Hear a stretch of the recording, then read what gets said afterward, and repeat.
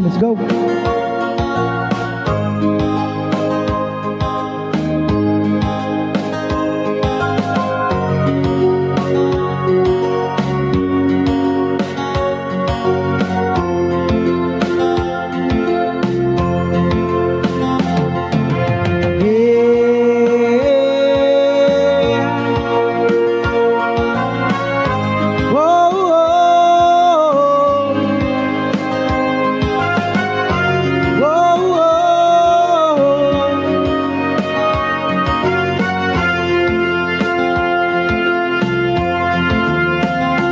Kayo po na nakaupo, subukan nyo namang tumayo,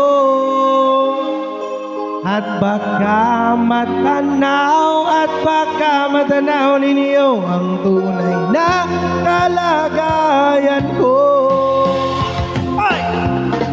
Tao po, nandiyan po ba kayo sa loob ng malaking bahay at malawak na bakuran? Mataas na pader, pinapaligiran at nakapilang mga mamahaling sasakyan.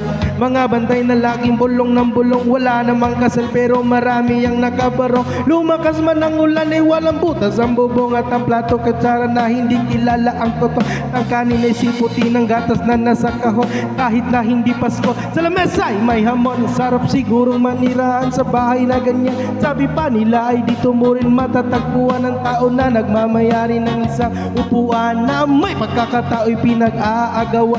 Kaya naman hindi niya pinakakawalan, kung makikita ko lamang siya ay aking sisigawan. O na nakaupo, subukan nyo namang tumayo, at baka matanaw ninyo ang tunay na kalagayan ko. Mawalang galang na po sa taong nakaupo. Alam nyo bang pantakal ng bigas namin ay di puno? Dingding ng bahay namin ay pinagtagpi-tagping yero. Sa gabi ay sobrang init na tumutunaw ng yan na di kayang bilhin upang ilagay sa inom. Pinakulong tubig sa lumang takuring uling-uling gamit ang panggatong na inanod lamang sa estero na nagsisilbing kusina sa umaga. Yaming banyo ang aking inay na may kayaman, isang kaldero na nagagamit lang pag ang aking ama ay sumwelo. Pero kulang na kulang pa rin, ulam na tuyot na ang 50 pesos sa maghapoy pagkakasyahin. Di ko alam kung talagang maraming harang o mataas lang ang bako do. Nagbubulag-bulagan lamang po kayo dahil sa dami ng pera nyo. Walang doktor na makapagpapalinaw ng mata nyo. Kaya wag kang masyadong halata, bato-bato sa langit. Ang matama ay wag magaling. Oh, bato sa langit.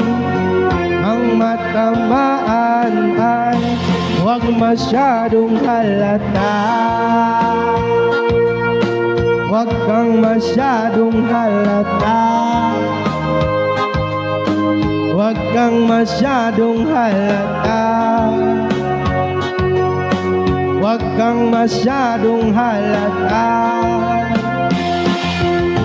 Huwag kang masyadong halata. Yes, ma.